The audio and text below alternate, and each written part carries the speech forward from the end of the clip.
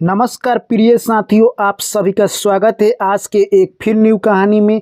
आज की कहानी में हम लोग देखने वाले हैं, चाहे आपके कितने तीन ये लोग सगे हों, इनके साथ अगर आप अपने पत्नी को छोड़ते हैं तो ज़िंदगी भर आपको अफसोस करने के सिवा कुछ नहीं मिलेगा।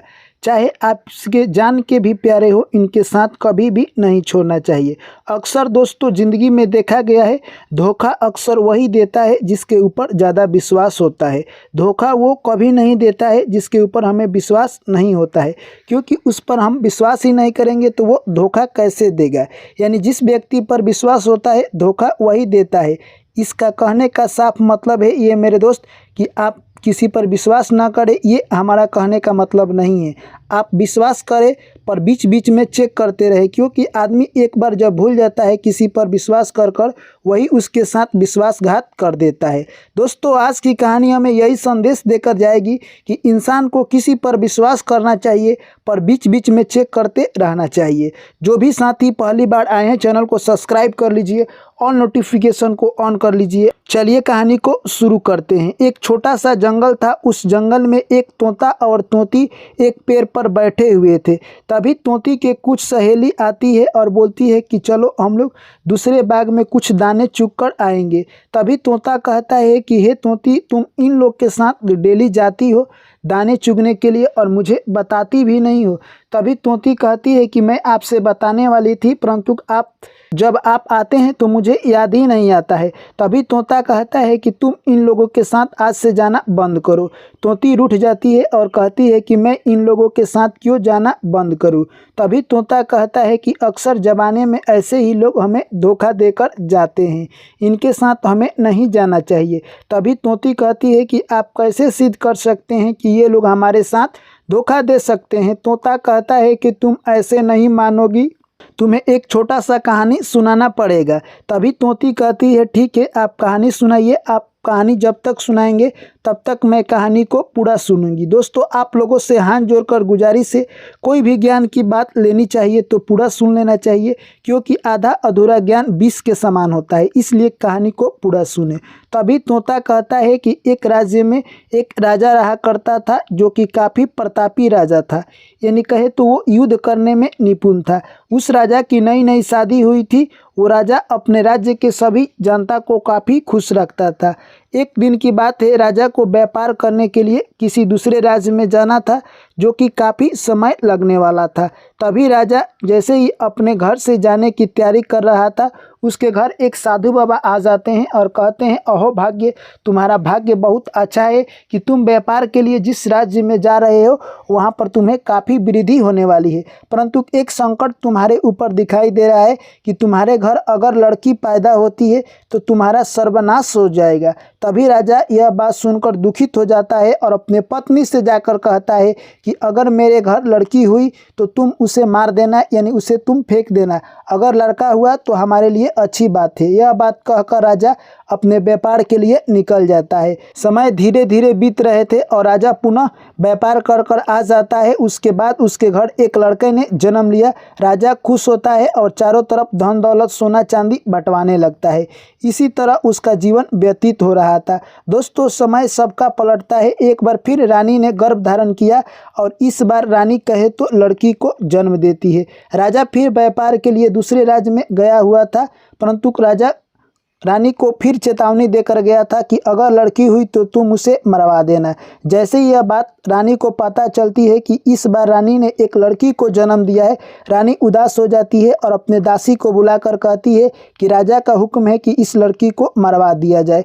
दासी रानी की थी जो कि काफ़ी चालाक थी। वो दासी कहती है कि आप इसे मरवाती है तो आपको बाल हत्या का पाप लगेगा, इसलिए आप मुझे दे दीजिए और मैं इसे पाल पोस कर बड़ी करूँगी और हम राजा से बोल देंगे कि हम लोग अपनी बेटिया को मार दिए हैं। रानी को इस दासी का आइडिया समझ आता है और बोलती है ठीक है, कुछ सोने चांदी और गहने लेते जा और इसकी पालन पोषण तुम अच्छी तरह से करना। और पूरे राज दरबार में हाहाकार मच जाता है कि रानी ने एक लड़की को जन्म दिया है और उसे मरवा दिया है। कुछ दिन के बाद राजा आते हैं और जैसे ही उनको पता चलता है कि हमारे घर लड़की हुई है, तभी रानी ने सारा कहानी सुना दिया और राजा अपने रानी से काफ़ी अच्छा प्रेम करने लगते हैं।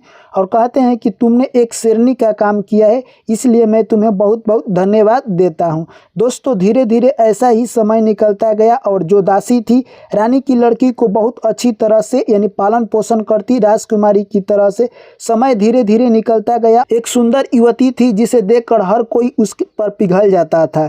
एक दिन राजा शिकार कर कर आ रहे थे, तभी उस राजकुमारी को देख लेते हैं और उनके ऊपर उसका दिल आ जाता है और आकर अपने मंत्री से बोलते हैं कि हमारे गांव के बगल में एक राजकुमारी हमें दिखाई दी है, जाओ तुम उसके बारे में पता करो और कहना कि राजकुमार तुमसे शादी करना चाहता है। जैसे ही मंत्री जाते हैं तब वहां पर दासी बैठी हुई थी। तभी मंत्री जाकर उनसे बोलते हैं कि हे दासी माँ, हमारे राजा आपके लड़की से शादी करना चाहते हैं। तभी दासी माँ कहती है कि ये मेरी भतीजी है और राजा से शादी नहीं करेगी, जाकर तुम लोग बोल देना। यह बात आकर मंत्री राजा को सुना देते हैं। राजा काफ़ी क्रोधित होता है और बोलता है कि जाकर उन दोनों को उठा लाओ। जाकर मंत्री उन दोनों को उठाकर लाते हैं और उस दासी को इतना मारते हैं कि अब वो मरने ही वाली थी, तो सोचती है कि मरते मरते क्यों पाप होने दूँ। वो सारा कहानी बता देती है। कहती है कि हे राजन, आप जिस लड़की से शादी करने के लिए इतना उत्साहित थे यानी व्याकुल हुए हैं, वो लड़की आपकी ही पुत्री है।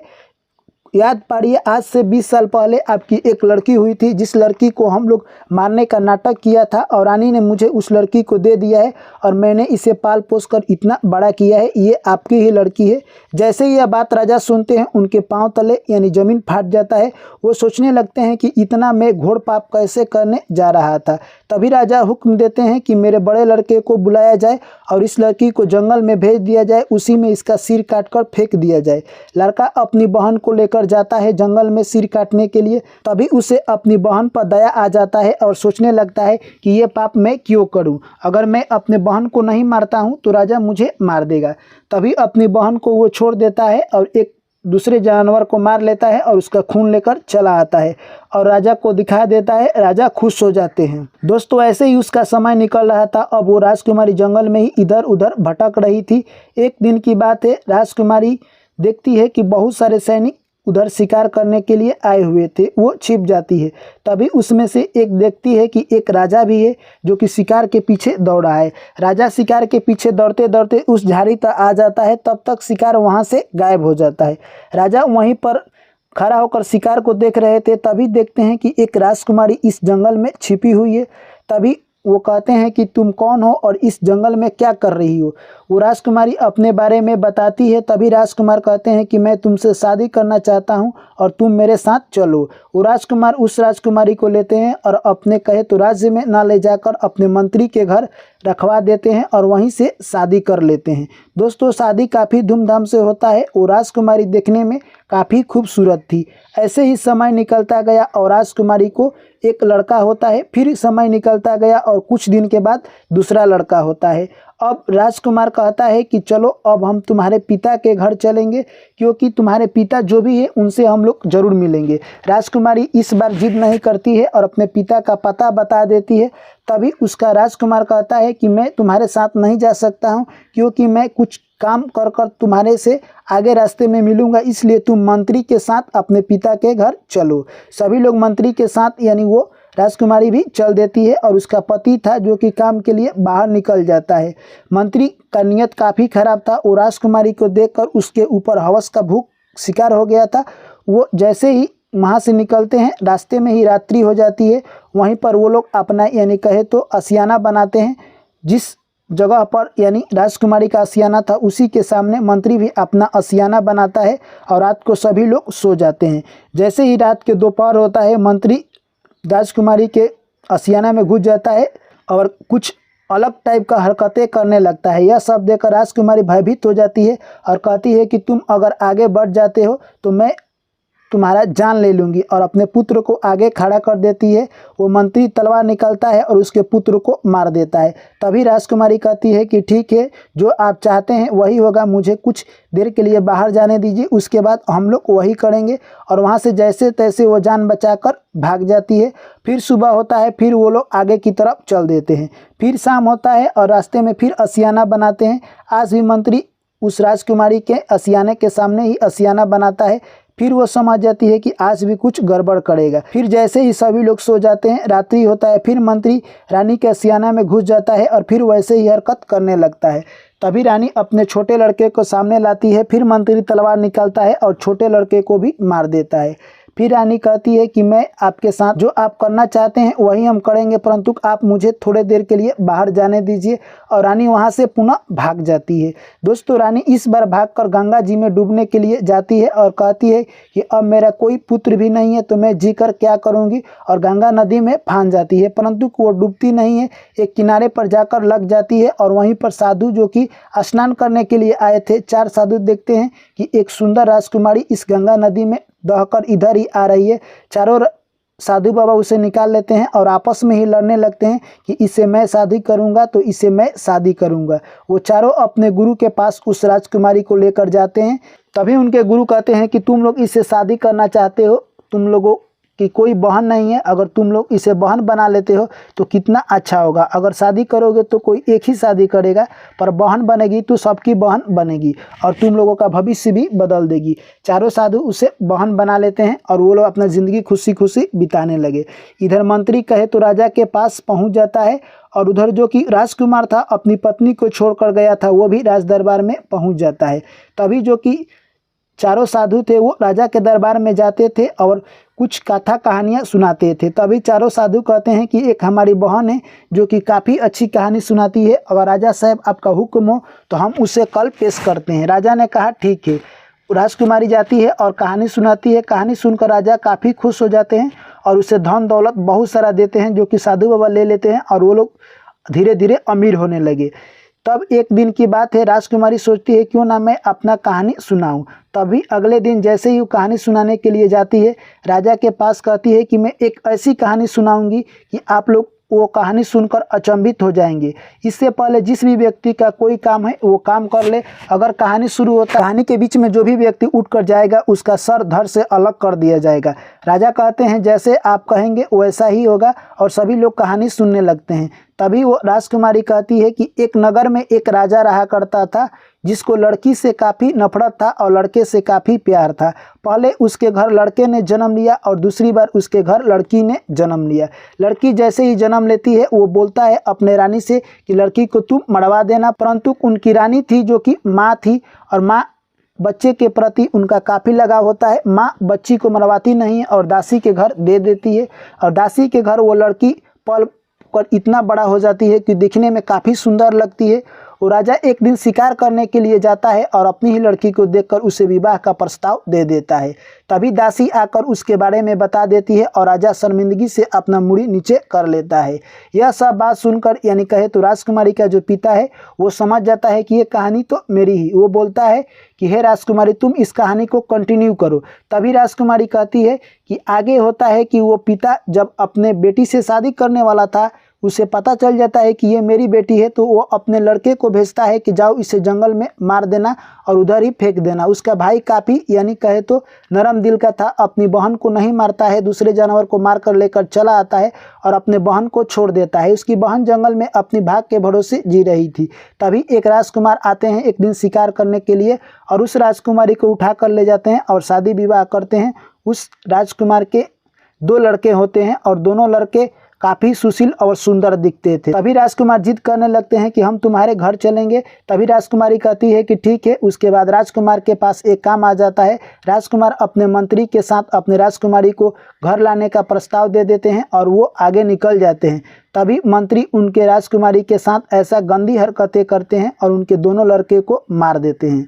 यह सब बात सुनकर जो राजकुमारी थी, उनका पति था, वो समझ जाता है कि ये तो मेरी पत्नी ही है, ये तो मेरा कहानी है। और उसका पिता था वो भी समझ जाता है कि ये मेरा कहानी है। तभी राजा कहता है कि तुम इस कहानी से हमें क्या संदेश देना चाहती हो, पूरा खुल कर बताओ। तभी वो अपना घूंघट खोलती है और दिखा देती है। जैसे ही दिखाती है, राजकुमार जो वहाँ पर था वो समझ जाता है कि ये तो मेरी पत्नी है। और जो मंत्री था उसके साथ गलत बिहेव किया था वो भी समझ जाता है कि ये तो वही रानी है जिसके साथ मैंने गलत किया था। और उसका पिता जो कि राजा था वो कहता है ये तो मेरी बिटिया है। तभी वहाँ पर राजा आ जाता है और अपनी बिटिया से माफ़ी मांगने लगता है और कहता है कि कभी भी स्त्री को 3 पुरुष के साथ कभी भी नहीं छोड़ना चाहिए। यानी हवस के शिकार में जो पुरुष है उसके साथ कभी भी स्त्री को नहीं छोड़ना चाहिए, नहीं तो हर स्त्री का अंजाम यही होगा जो मेरी बेटी का अंजाम हुआ है। इसलिए कभी भी जो पुरुष हवस के शिकार हो उनके साथ अपनी स्त्री का नहीं छोड़ना चाहिए। और दूसरी बात, जब भी किसी स्त्री को 3 मर्द छोड़ाकर अगर उसकी तारीफ करने लगे तो समझ जाना वो अपने मतलब के लिए तारीफ कर रहा है। यानी पहला पिता, दूसरा पुत्र और तीसरा पति, इसके अलावा स्त्री का कोई भी तारीफ नहीं करता है, वो अपने मतलब के लिए तारीफ करता है। और तीसरी, कोई भी पुरुष के साथ स्त्री को नहीं छोड़ना चाहिए, चाहे आपका कितना ही विश्वासी क्यों ना हो, क्योंकि विश्वासी लोग ही विश्वासघात करते हैं। जिसके ऊपर हमें अक्सर विश्वास होता है वही हमें धोखा देकर जाते हैं। ऐसे लोगों के साथ अगर आप अपने पत्नी को छोड़ते हैं तो ज़िंदगी भर अफसोस के सिवा आपको कुछ नहीं मिलेगा। यह बात राजा कहता है और सभी लोग इस बात का समर्थन करते हैं। तो दोस्तों, मैं आशा करता हूं कि ये कहानी आप लोगों को अच्छी लगी होगी। तो वीडियो को कर दीजिए लाइक, और जो भी मेरे प्यारे साथी भाई एवं बहन और दर्शकगण चैनल पर पहली बार आए हैं, चैनल को कर लीजिए सब्सक्राइब। पुनः आप लोगों से मुलाकात होगी एक नई वीडियो में। तब तक आप लोग मुझे दीजिए इजाज़त। सभी साथियों को मेरा प्यार भरा नमस्कार। Thank you, take care, bye bye, जय श्री कृष्ण, राधे राधे।